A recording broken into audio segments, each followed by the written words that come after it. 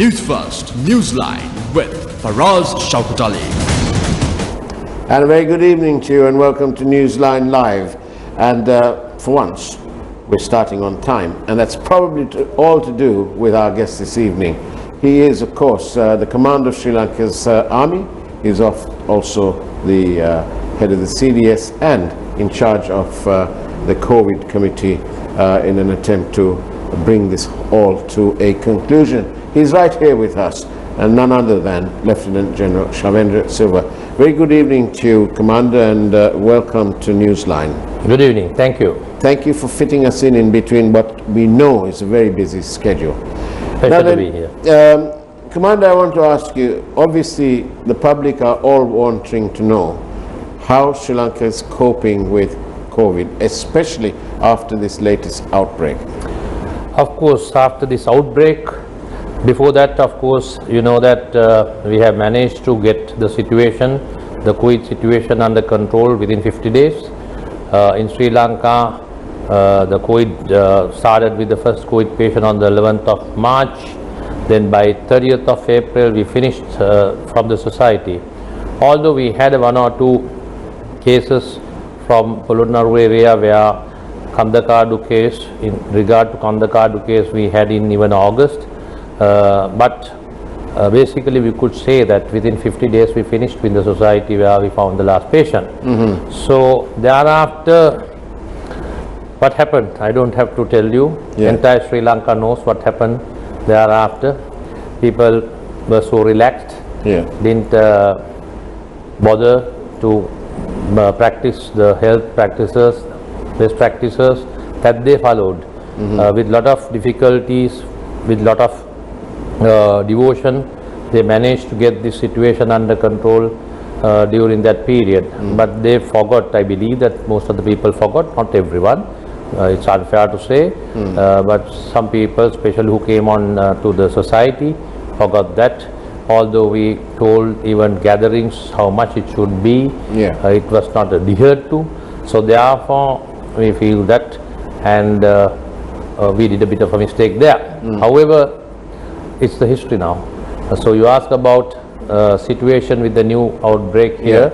So on 3rd we found a positive case from a factory in Minuangoda, and thereafter, once we found this particular lady, immediately we got the family to a quarantine center, and we tested them and found that the daughter is also positive the following day, but not the immediate other family members, not other children. So we had few actions, the steps that we took immediately to ensure that it will not go to the society. So all what we did was, initially when we found that, as you know that we have been the best in contact tracing, I believe that in the world, I could say, not only in some parts of the country. So we started off doing contact tracing, and immediately we found that she had got this most likely from the factory itself. And when we were doing the contact tracing, we realized that she may not be the first patient in that factory. And according to her and according to the information, we found that there had been few people who have been having cough and cold, and they have been taking treatment from this particular medical room within the factory. I see. And that had been the case. So we were trying to target as to from where it came from to her, and our target group was approximately about 150. That was she was working in a line in a building where she had about 70 people working there. Then also she had traveled in a company transport where they had 42 people there. Then she had a few meetings where a few people were there, and things like that. When we calculate, was almost about 150 the target group. So immediately, and also we found that, most importantly, we found that there were about 33 who had this cough and cold there. So we started from those 33, and the balance 150 we immediately did. And then they found that out of these 150, about 101 got positive the following day. Right. So we knew that we were correct in our assumptions, and also we found that we went through the records and found that although this particular lady who had these symptoms on the 28th but gone to hospital Gampha on the 30th, Right. and by the time she got herself admitted to the hospital, she had gone not as like a COVID patient for some other thing. Then, however, thanks to the system that we practice here, the doctors are being advised in every hospital to do a random PCR test for COVID, at least 10 per day in various hospitals. Right. So in that manner, this is coincident, the doctors have taken a PCR test and found on the 3rd that she is positive. It was an amazing piece of luck, really. Yes, definitely. Then in the meantime, we found that there had been, as I mentioned, that from 21st onwards, there had been cases reported to this room. Right, the medical room. According to information till yesterday, we were told that it's from 21st recorded. But when we interrogate on contact tracing, even we found this morning that there have been a case. We have to verify that a person who says that he was not well on the 15th also. Okay. So this is where it stands. This is where I believe that now this is not the first patient. There would have been this thing a few days before when we detected. And Commando, is there any truth in the claim that this particular company's staff returned from India, where there is also one of their own facilities there, and that it is the returnees were foreign nationals and that they actually went to the factory? Is there any truth in that claim? Of course, it's like this. There had been 3 flights. Yeah. They have brought Bandix group from Visakhapatnam, India. Yeah. Sri Lankans. First of all, no foreigners. No foreigners. No foreigners. Okay. According to the records that we have, confirmed records, they have brought 3 flights. One was about the first flight with about 190 odd. Then also another that was on June 25th. Then August 8th they have brought another 125, and finally what is circulating among within the social media is that is the question on the 22nd of September. Right. Now the first 2 flights, of course, yes, they have brought, and all of them, all 3 instances, they had been quarantined in a hotel. So once all 3 flights have come to Mattala airport, Right. and from Mattala usually the Sri Lanka army takes over, and they were brought and quarantined under Sri Lankan army a guard in a hotel. We basically protect to ensure that the staff or the people who get quarantined are not allowed to go out from the hotel. So we have secured them in doing the quarantining inside those hotels. So I think I don't have to mention about the first 2 flights, mainly because we are concerned about the third flight. Last flight, yes.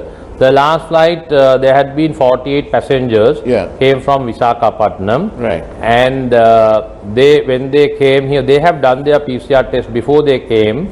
And once they came, they have done a PCR test. Once again, before they left, they have done another PCR test. None of these tests in this 22nd flight have found that they have any COVID patients. Right. Now, they came to the hotel on the 22nd, and the 14 days finished on the 6th day before evening. Right. So on day before only that they have gone out. Right. So therefore, what social media says about that there was a mix and somebody had gone to the factory, Brandis factory in Minuangoda, it is unacceptable. We can't believe that. There is no truth in it, because they have no way, because from the airport that army takes over and bring them to the hotel, and we have kept quarantining them. on the 6th. So before 6th this had happened, so there was no chance of getting that. But the previous 2 flights, of course, 2 flights we brought, I told you, on the 25th and August 8th. Yeah. There had been 9 positive cases in the first flight, Right. and there had been 1 positive case in the second flight. So that was the case in regard to the question that you asked. And the army is in charge of all quarantine facilities. All quarantine centers in the country are basically manned by 3 services, Right. Army, Navy, Air Force, all 3. Right. But out of that, the government quarantine centers, mostly government quarantine centers run by the about like 80% are by the Army, and like 10% like Navy and Air Force, Right. depending on. We basically try to keep only in the Army. If we have a bit of a overflow only, then we try to get the Navy and Air Force. Right. Then when it comes to private, like the hotel quarantining, Yeah. any flight crews coming to BIA is under the Sri Lanka Air Force. Right. They have been looked after by them. Then also in regard to Matala, it is the same. Air Force is looking after the flight crews. Then other than that, any other hotel quarantining from hotels, it is only under the Army. Right. But we also have some seafarers coming to the country. That is being handled by Sri Lanka Navy, Army and Sri Lanka Navy for that matter.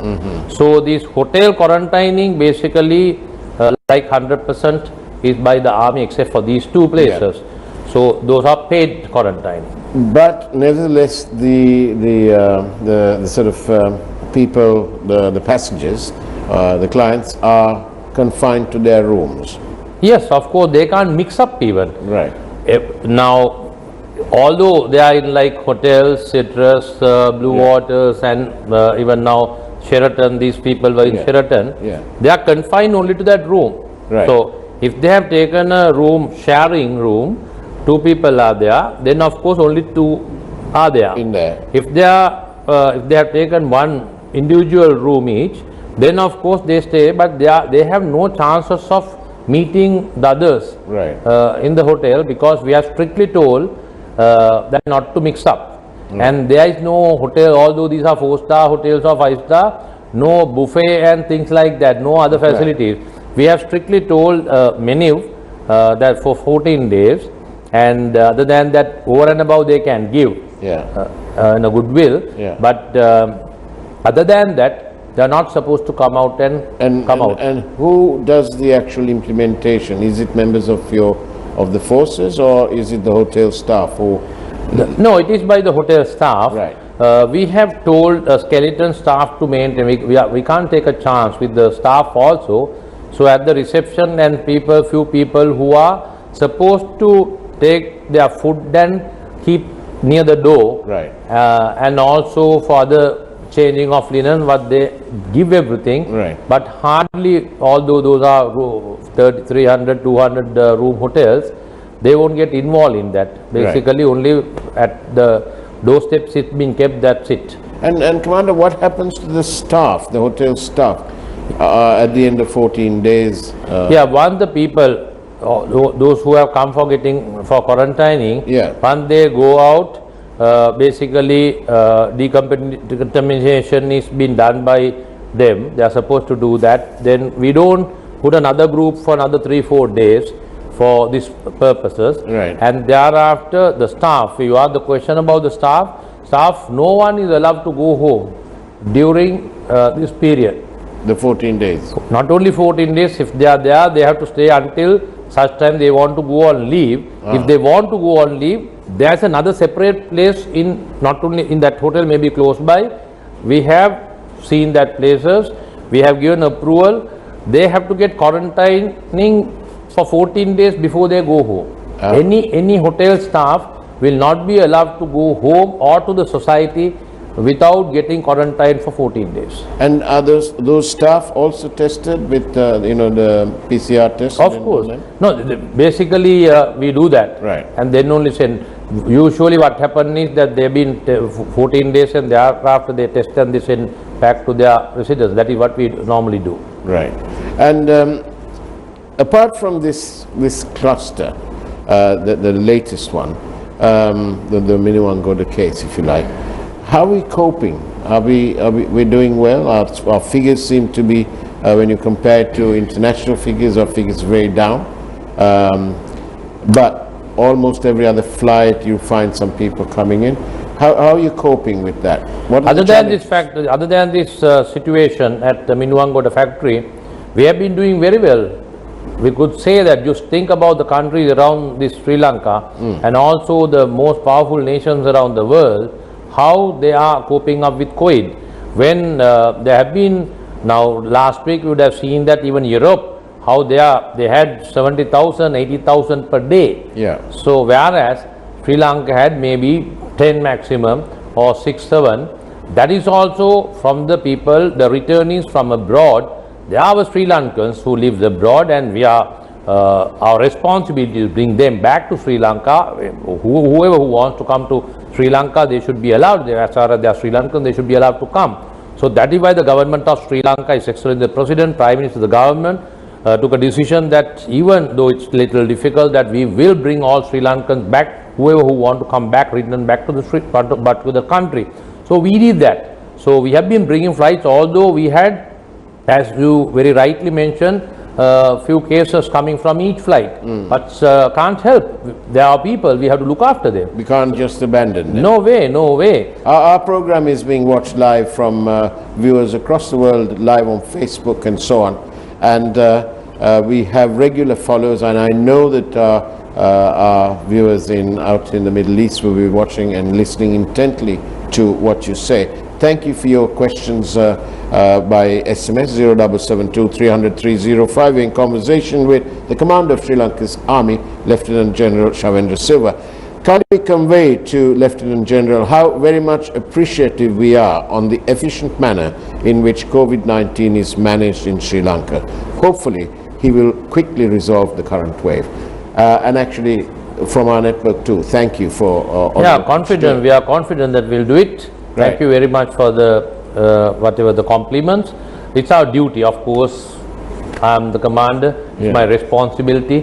I've been assigned to do that. I am the head of the COVID task force at the operational center. So we will, as you, I mean, I know that people are eagerly waiting to come back. Maybe not in the same pace that they would like to, the same momentum that they would like to. But unfortunately, situations comes here and there. We will never stop bringing Sri Lankans back to Sri Lanka, but maybe at times we stagnate. Even today, as of today, we try to stagnate with the situation. One should understand with this present situation, say we have, as of now, we have 1,034 or something like the COVID patients, and because of them, we have to take each and every individual whom we feel that we should be taken for quarantining. So as at by 6 p.m. today, we have taken from this cluster, we have taken nearly 2,500 for quarantining, and from abroad we have brought more than 45,000, almost 46,000 today, by today, back to Sri Lanka, and they have been quarantined and they went to the society. So we have, as of today in the morning, we had 8,000 people getting quarantined under Sri Lanka Army, Navy and Air Force. But now today we have taken more than 1,500, and it will run up to about 10,000 now. So actually our capacity basically during at the peak days also, we kept at about 8,000, whereas today we are running beyond that. So all we believe that this is for our own people.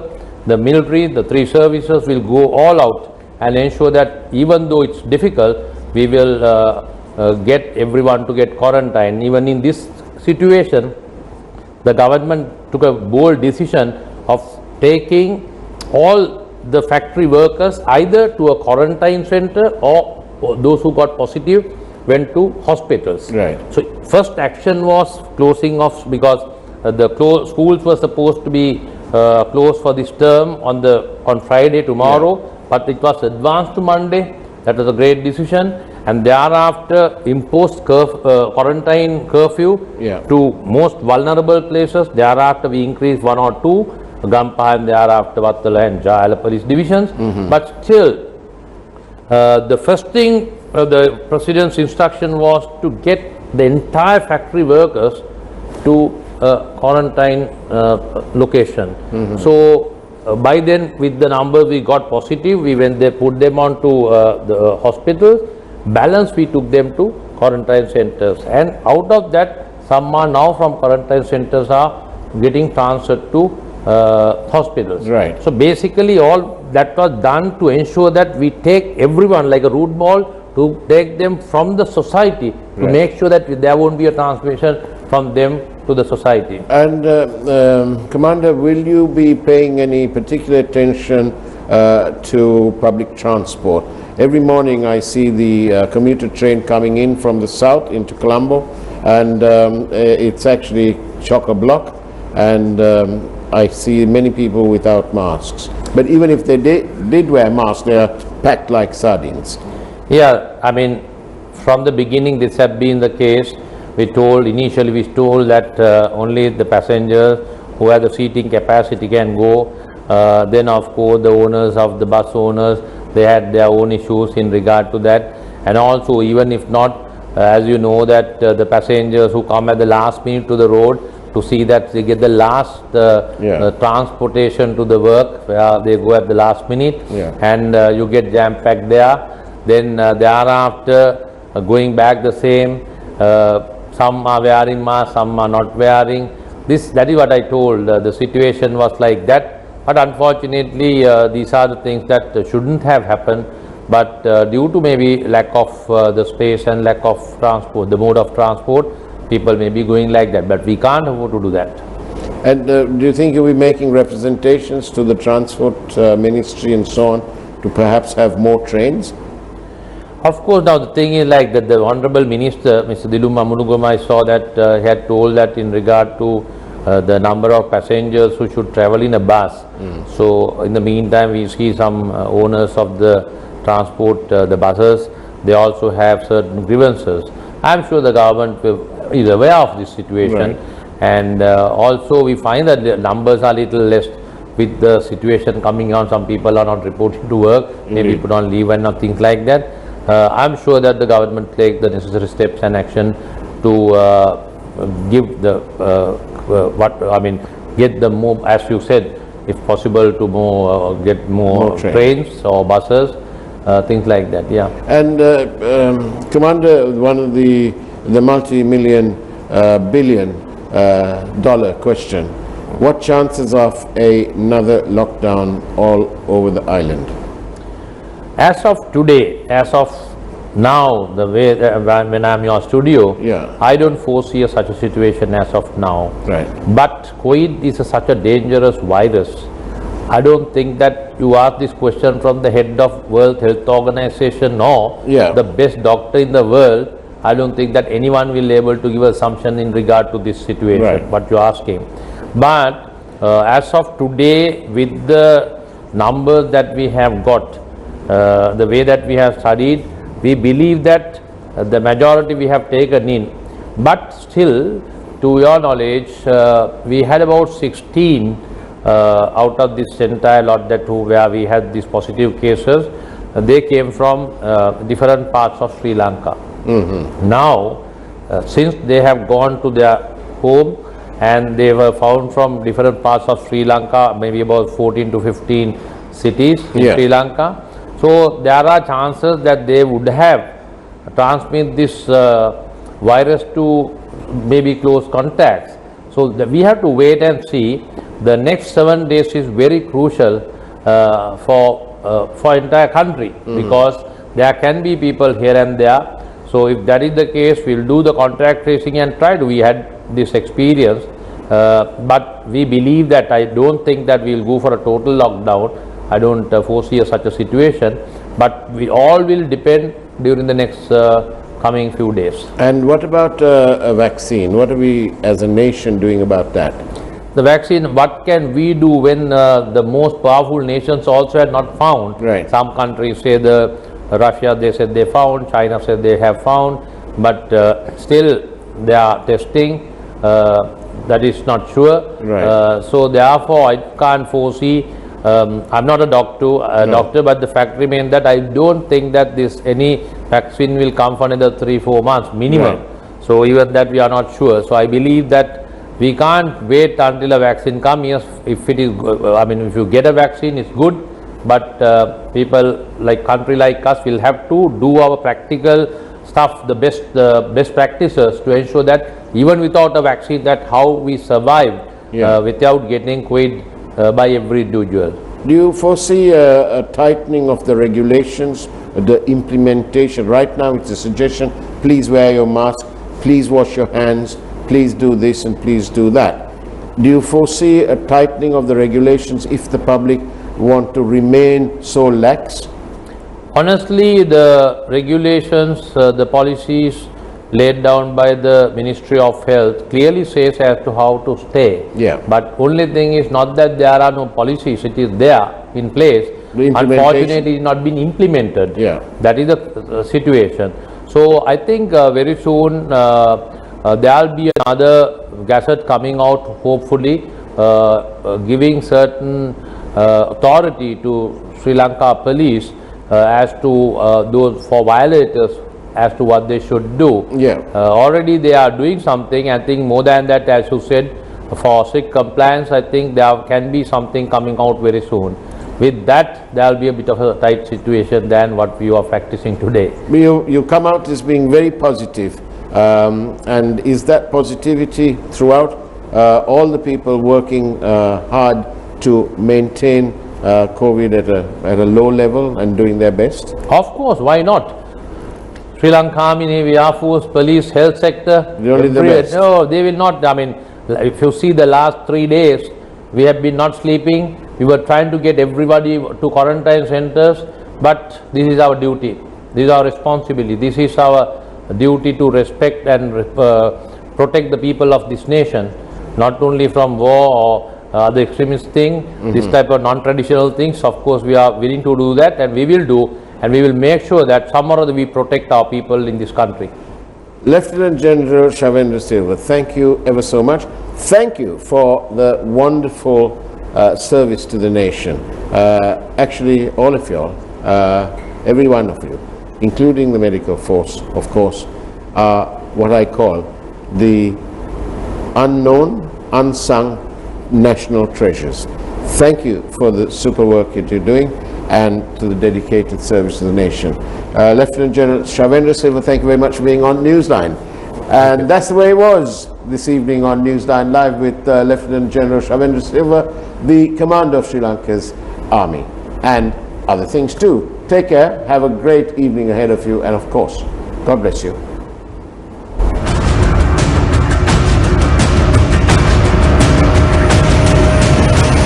Newsfirst, Newsline.